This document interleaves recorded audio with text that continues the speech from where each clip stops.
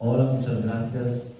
De nuevo, es un honor poder estar aquí. Varias veces nos han invitado a las compañeras de Lux, de la institución hermana, digamos, de la Ibero, y porque llevamos muchos años trabajando tanto en incidencia, en acompañamiento con familias, colectivos, personas, y en la investigación también, el tema de la desaparición y búsqueda de personas, el tema de la violencia en México y en Guanajuato, desde muchos puntos de vista.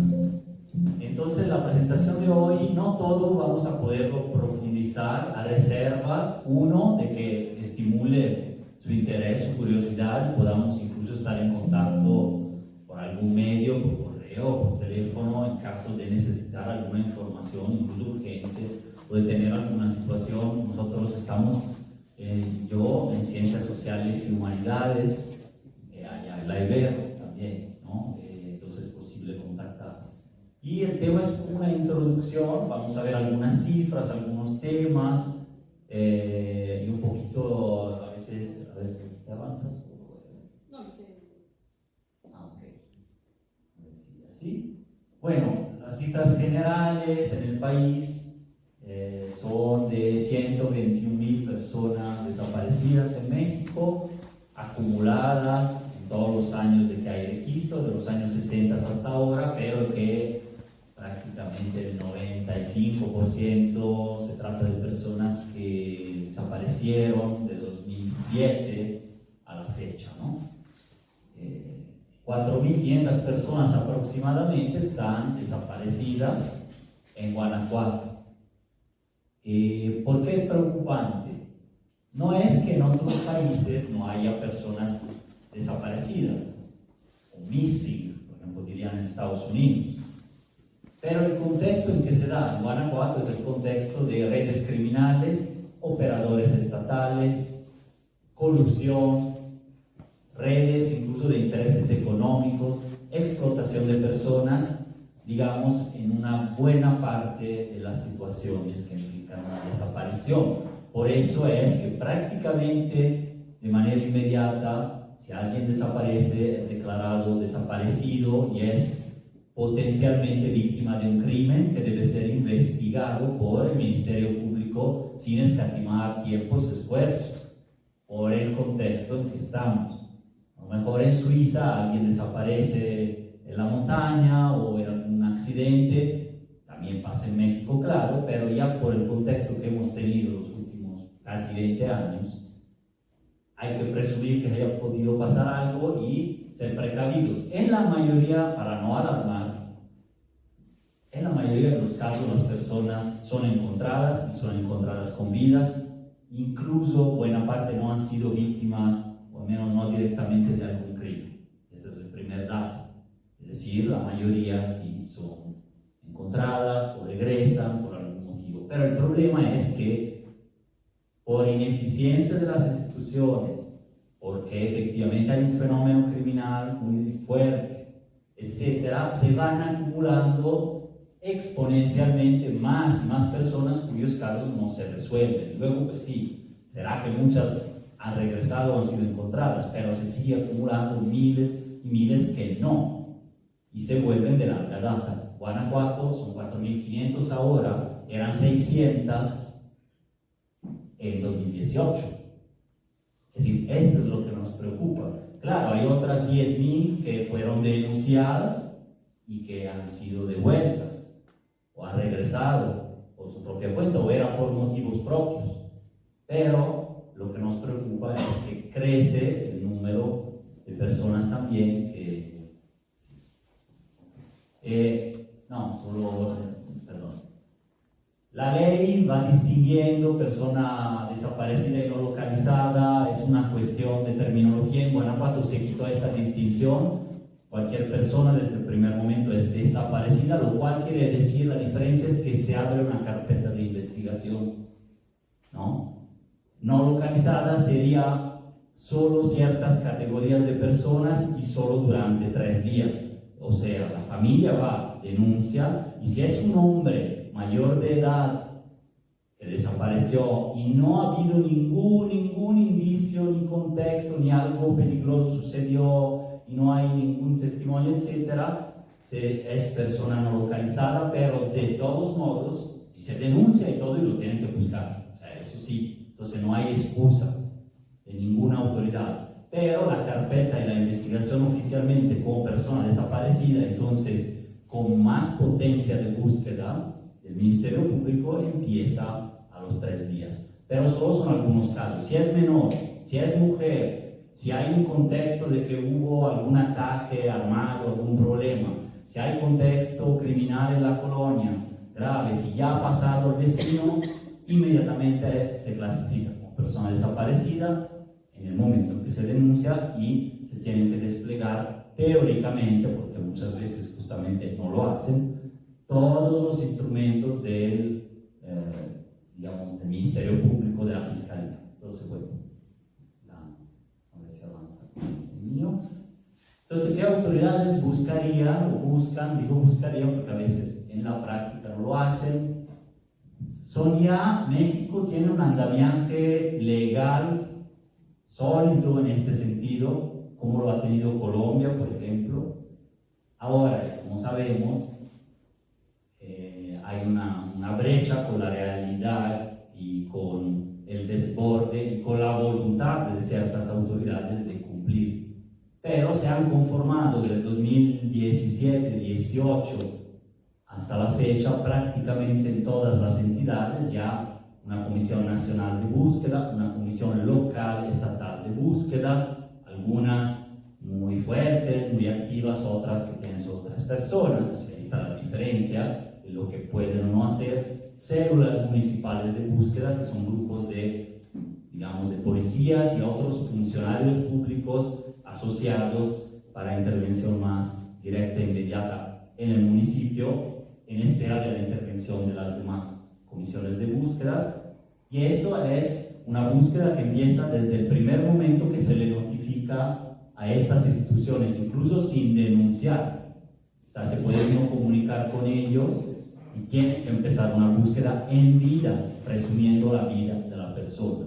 Búsqueda inmediata. Acá es cuando ya se denuncia en la Fiscalía, ya en Hermanos Aldama, la salida de León está una agencia, ahí en cada municipio, y bueno, si fuera un caso federal, por alguna sospecha de que la persona desapareció en territorio federal, en un aeropuerto, en una carretera, o bien por funcionarios federales, los militares, por ejemplo, o Guardia Nacional, entonces entra la Fiscalía General de la República. Pero son entidades, digamos, son instituciones ante las cuales se denuncia, que tienen que buscar. Y claro, también como primer respondiente, eventualmente la propia policía puede comenzar y avisar, y el mismo juzgado, o sea, el Poder Judicial tiene facultades para también solicitar la búsqueda a todas las demás, aunque a veces no lo saben o se hacen que no lo saben y te mandan a la Fiscalía. Hasta el juzgado tiene ciertas facultades, tiene que, digamos, recibir instancias internacionales, pero, digamos, esta es un poco la teoría. En la práctica es evidente que los primeros y que seguirán siempre buscando son los familiares, los amigos, etcétera, a veces sin saber exactamente cómo, pero se arman brigadas espontáneas, o ya en Guanajuato hasta pueden dirigirse ya por Facebook, normalmente por redes sociales o por contactos que tenemos en las universidades también, con los colectivos que son muy expertos en hacer eso. En su mayoría son mujeres y ya hay como 25 en toda la entidad que ayudan, de hecho, a cualquier persona. Entonces, bueno, pasaría más bien más adelante. Entonces ahí está la lista de cuántas comisiones hay. Fiscalía General, Fiscalías Estatales 32, evidentemente, Guardia Nacional y todos los tipos de policías, ¿no? Son todas, digamos así, autoridades más importantes en la búsqueda y en la investigación ya como un delito de lo que sucedió o que se presume, ¿no? Para regular la relación en una búsqueda de todo esto, teniendo en cuenta que la búsqueda no solo la hace el investigador, la agente investigadora, el fiscal, digamos, el Ministerio Público, sino que lo hacen las personas y lo hacen las comisiones de búsqueda. Se regulan todas ellas, deben de seguir un protocolo que ha sido un gran avance. Esto creo que fue aprobado por la Comisión Nacional de Búsqueda y otras instituciones en 2020 y es algo en términos de ley teóricos muy avanzado y funcional, pero son los recursos los que a veces faltan y a veces el conocimiento y la propia voluntad, ¿no? Según el Estado, el municipio, etcétera, por diferentes factores. Aquí está una cuestión de las leyes que están vigentes. Todo este andamiaje legal se creó cuando la problemática volvió a explotar en el siglo XXI, en 2005, 6, 7 y decididamente después del 2007, 8. Es decir, cuando Julieta Venegas, que la canción que hemos escuchado, Explosión, me gustó mucho, cantaba en nuestra juventud, probablemente no hubiera compuesto esta canción que hizo ahora.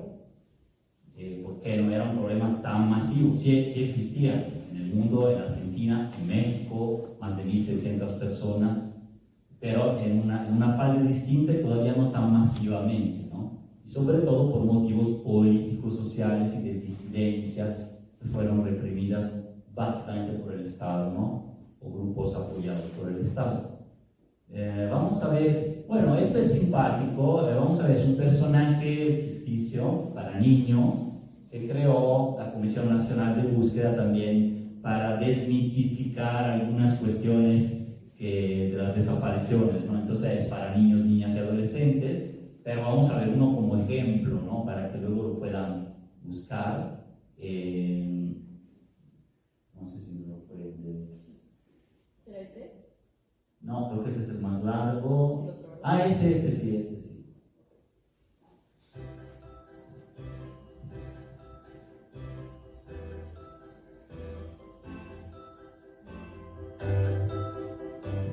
Hoy vamos a hablar de los mitos y realidades en la búsqueda de las personas desaparecidas.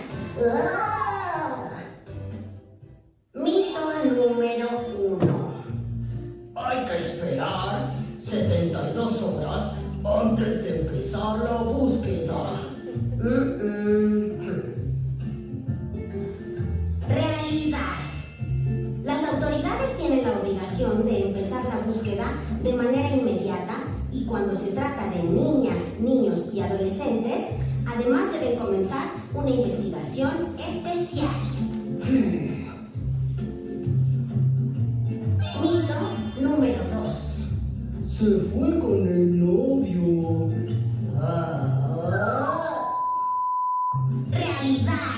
Cuando desaparecen a una niña o adolescente, quienes se las llevan para hacerles daño, fingen que ellas se fueron por su propio gusto, pero la mayoría de las veces se las llevan secuestradas.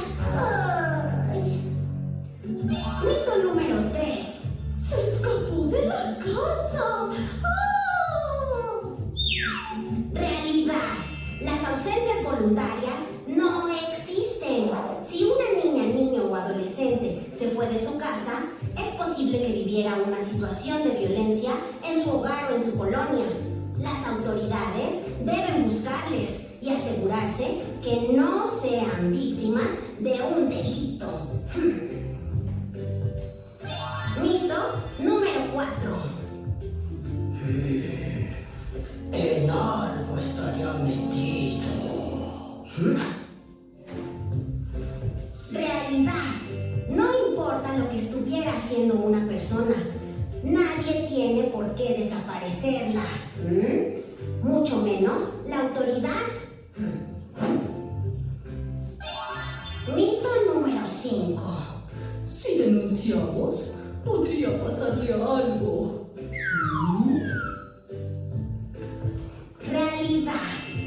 Al denunciar, le damos herramientas a las autoridades para que puedan hacer su trabajo y sea más rápido encontrar a una persona desaparecida. Actúa rápido. Soy Chuchicaco Mixcle. Al ¡Dios! Sí, ese era el nombre de su chica con Mixler, dijo. Si hay otros episodios, pues si gustan buscarlo, pero si podemos pasar a la 7. Claro. ¿Video? Si no, a la siguiente. No, video ya no. Ya, pues, Para el tiempo, sí, por el tiempo vamos a. Bien. Ok. Este otro creo que se llama 7 mitos sobre la desaparición de personas en Colombia.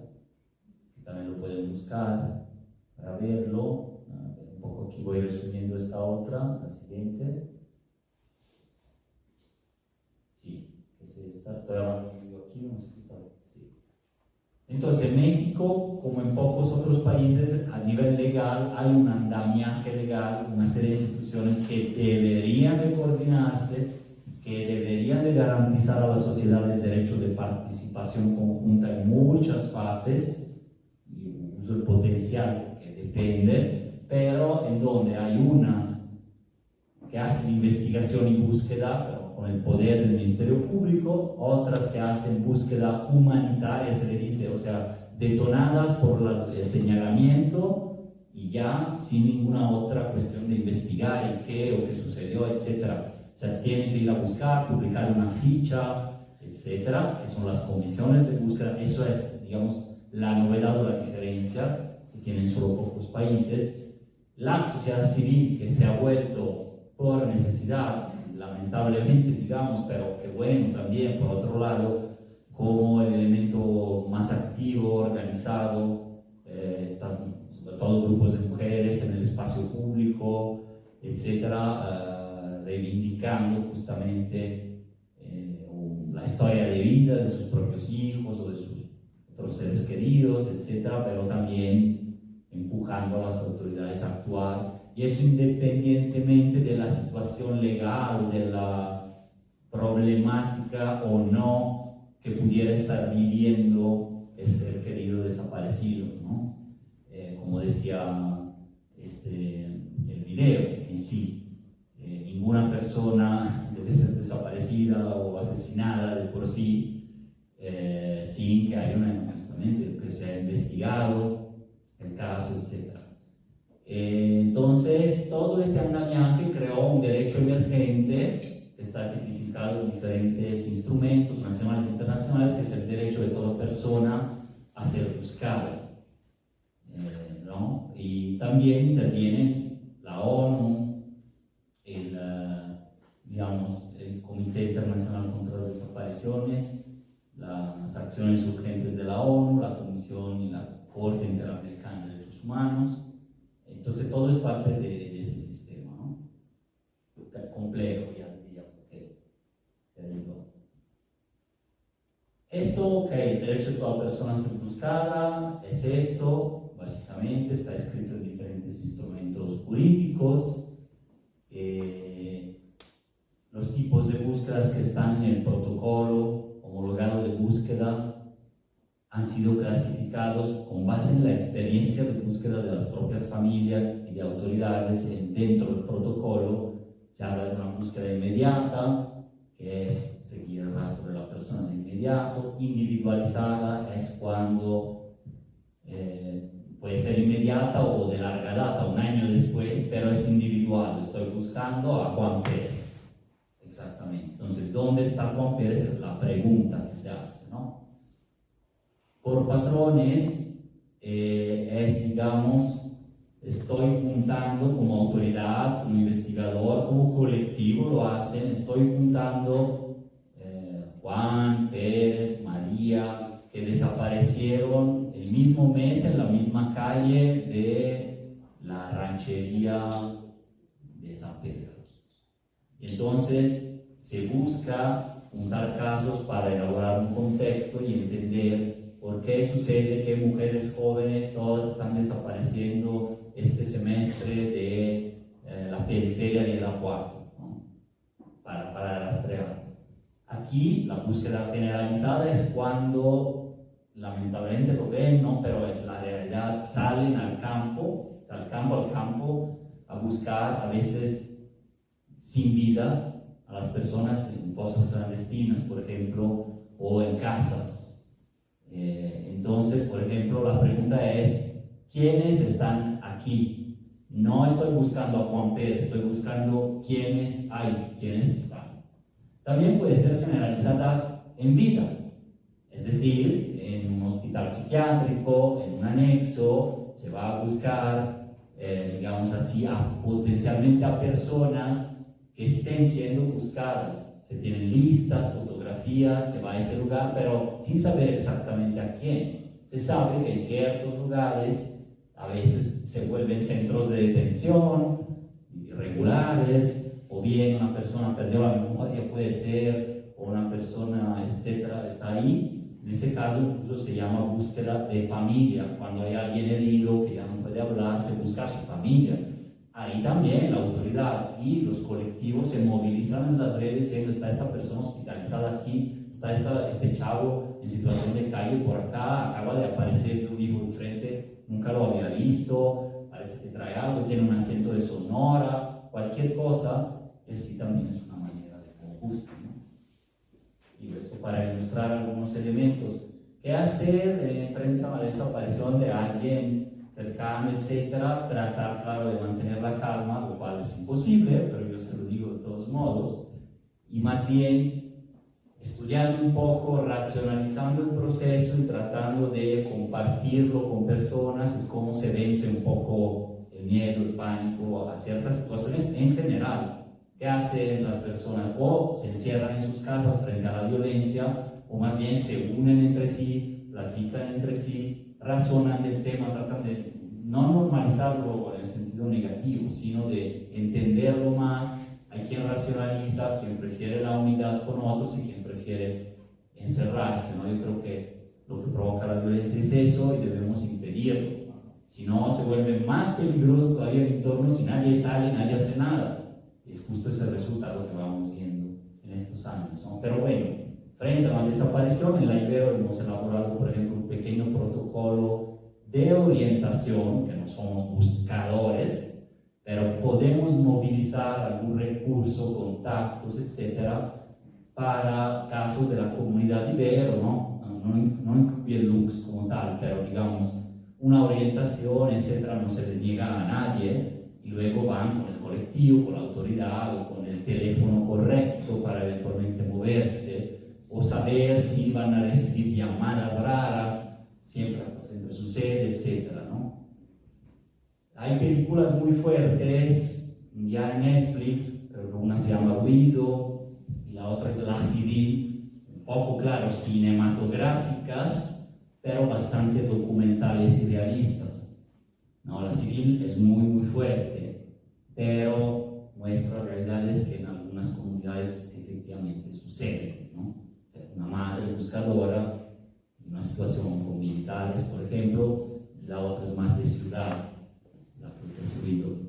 Bueno, acciones, contacta a la policía y presenta una denuncia. Hay alguien que dice: no, yo en Acámbaro la policía municipal no la voy a contactar. Bueno, podrías contactar a la estatal, que no confían, y ha habido casos donde ellos mismos lo han hecho. Puedes brincarte incluso a autoridad federal, etcétera, pero más bien es presentar una denuncia más que a la policía, yo diría que a la comisión de búsqueda, que están los teléfonos 24 horas, primero, y mientras a la fiscalía. Proporciona a la policía, bueno, la policía más bien entendemos a la fiscalía, pero bueno, hay agentes de policía a veces que tienen una oficina formal, etcétera, que pueden ya orientar. De hecho, por la ley, el municipio debería tener este servicio más allá de la fiscalía también, al menos para orientarte, decirte lo que estamos viendo aquí ahora. Una ventanilla especializada para casos de desaparición, más allá del 911, de donde también se puede dar reporte. Lo importante es dar un reporte. El 911 da fe, pero no es una denuncia, no moviliza toda la estructura que debe de movilizar. Pero es un primer reporte, o sea, de ese minuto en adelante empieza una responsabilidad de las autoridades, lo cual se puede hacer valer en otras fases de la búsqueda. Pero bueno, para no complicarlo, yo lo que haría, lo que hemos hecho en algunos casos, es entender todo el contexto, recolectar la mayoría de la información, tratar de tener ese momento a lo mejor de mente fría, etcétera, porque se puede ver a muchas situaciones y en la mayoría de las situaciones posiblemente no sea una situación grave, ojalá, pero tampoco extrañarse de la realidad. Entonces en algún momento pues llega el momento de poder rastrear qué sucede, de dónde está, los teléfonos, y si no, todas las opciones posibles, y en algún momento, pasado el tiempo y no teniendo nada, la gente decide denunciar o asesorarse y luego denunciar, pero en fin, no es que haya un momento correcto para eso, y creo que es bastante personal, pero que hay que hacerlo, yo digo que sí. Mejor después de 2 días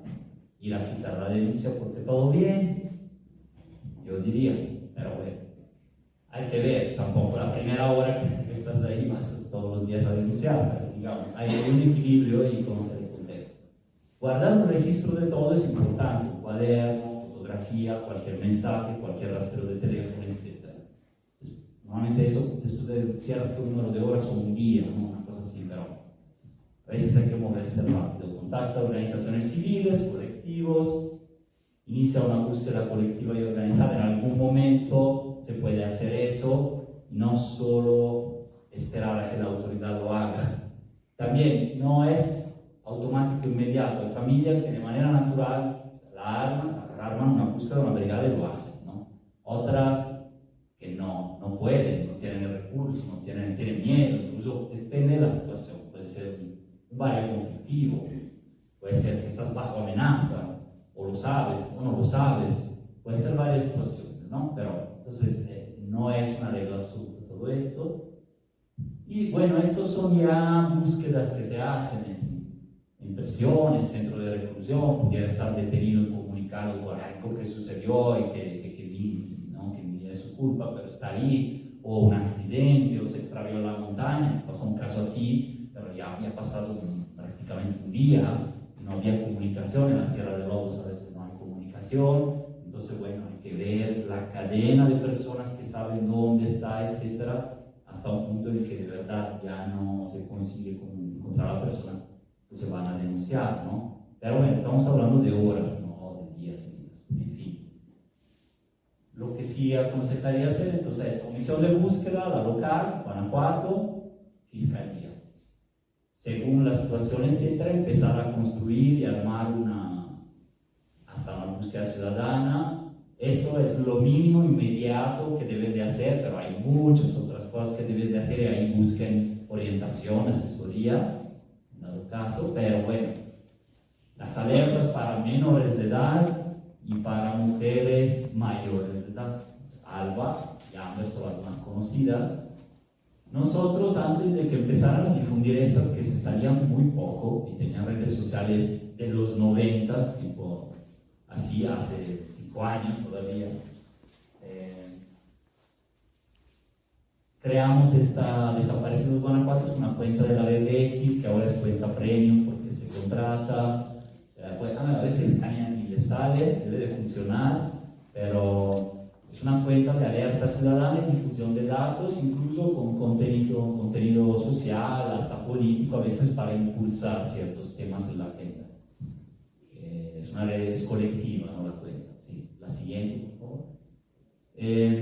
Esta es una organización que cobija, acompaña a algunos colectivos de víctimas. Yo soy parte de la Plataforma por la Paz y Justicia en Guanajuato, y algunos colegas entre activismo, academia, etcétera, para fortalecer colectivos y también para tratar de incidir en la agenda pública. Siguiente, a ver si no. Bueno, esta es una guía. Yo diría que podrían explorar la página, es interesante y te va. Claro, al inicio un poco abruma, pero también despreocupa porque hay toda una serie de pasos, pasitos, formatos ya listos, preconfeccionados para cualquier persona que quiera o deba o tenga que denunciar.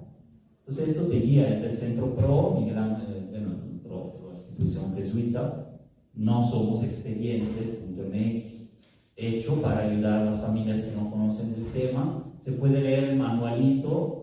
Y uno con eso, la verdad, ya hace como un brinco, un salto de conocimiento bastante amplio y vale la pena, pero en la página web hay formatos ya para llenar como formularios muy simples. Esta es otra herramienta, es un socorro bot, se llama así, socorrobot.org, es como un número de WhatsApp que te va guiando como los servicios al cliente de las empresas, pero aquí sí mucho más útil y funcional, porque pues, te va justo diciendo un poco lo que acabo de resumir, pero con un poquito más de información para comenzar algo. Muchas veces las familias ya denunciaron, pasaron unos días, se desesperan y necesitan ir a buscar, necesitan hacer cosas, necesitan potenciar lo que está sucediendo, estar al pendiente. Sí que a veces cuesta trabajo, pero pues son opciones, ¿no? Opciones y ver cómo avanza, lo que me dice, etc. Claro, lo mejor es hablar luego con personas, pero entonces, ¿qué pasa? Los familiares y amigos muchas veces tenemos justo ese estigma de las familias y no comprendemos, o sí, porque muchas personas han vivido situaciones graves en sus propias familias, a lo mejor no de este tipo, pero otras, ¿no? Se tensa la relación con las autoridades, que las revictimizan, siempre trata de buscarle casi el crimen al chico que está desaparecido en lugar de ayudar a la familia. O sea, casi que el delito me lo hicieron a mí, pero parece que soy yo la responsable, dicen muchas mamás, ¿no? El estigma, etcétera. Entonces violan derechos humanos, o sea, no hacen lo que prevé la ley, el protocolo, por estigma de algunas familias, también de dónde provienen, de qué zona, de qué ciudad, de qué tipo de sector social, ¿no?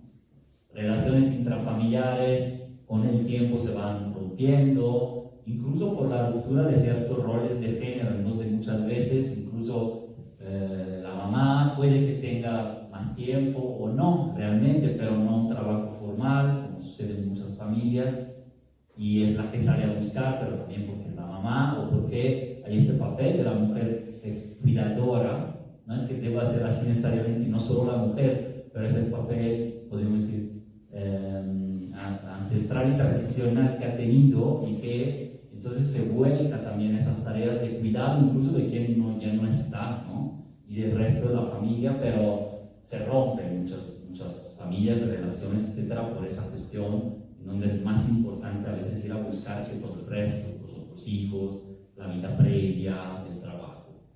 Y pues si sucede relaciones comunitarias también, pueden estar excluidos o no. Hay comunidades muy cohesionadas que saben que lo que pasó es un crimen contra la persona, es una violación y que no habría motivo y que solidarizan, pero la mayoría no.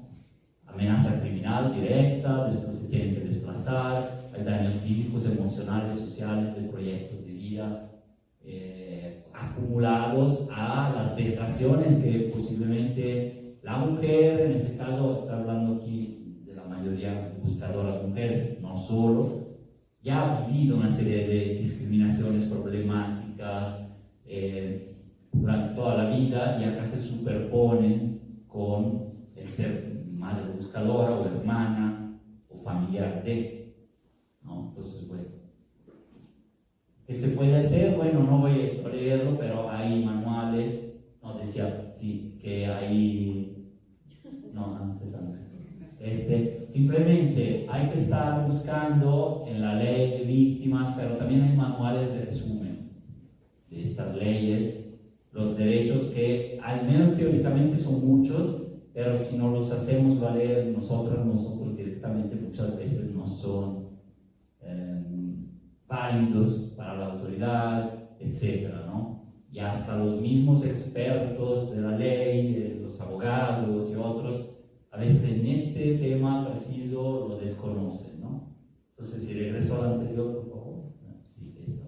Entonces, hay muchos: solicitar búsquedas, ser tratadas con dignidad, participar en la búsqueda y saber de la investigación en todo momento, trámites gratuitos, asociarse en colectivos, tener un folio único de búsqueda y luego un folio único, digamos, de la persona desaparecida por todas las instituciones, Fiscalía, Comisión de Búsqueda, tiene que emitir. etcétera, etcétera, etcétera, ¿no? Proponer acciones, seguir pistas, o sea, pueden participar muy activamente si así lo desean, pero ni debería ser necesario, ¿no? Debería de hacer todo la autoridad, pero no es. Entonces, conocer y exigir, ¿qué podemos hacer? Conocer, exigir derechos. La siguiente. La otra es organizarse en grupos, ya sea de la familia, de una brigada, asociada a un colectivo de la ciudad, redes sociales, así nacieron muchos, etc., ¿no? Aquí es solo para mostrarles cómo en el corredor industrial, que es la región más violenta del país, prácticamente, al menos de manera persistente, luego hay brotes importantes, claro, en Chiapas, Sinaloa, etc. Pero aquí es ya prácticamente hace casi 7 años la región más violenta, y proporcionalmente es donde hay más personas desaparecidas y más colectivos, que no había, pero del 2019-20 empezaron a articularse y eso, ¿no? Entonces solo es para mostrar, porque también sorprende o algunos no conocen ese mapa, esa realidad que lo actualizamos cada 2 meses se actualiza, ¿no?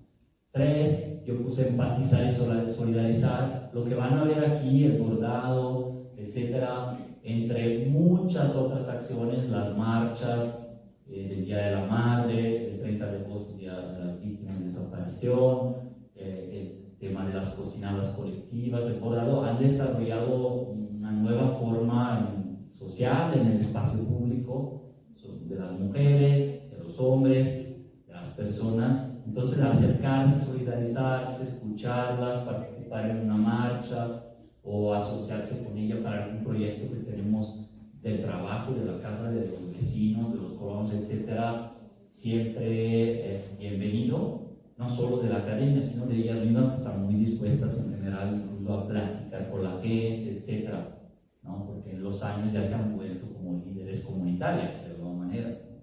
Entonces, bueno, creo que era todo. Aquí está mi correo de la Ibero, por cualquier cosa también. Y bueno, muchísimas gracias.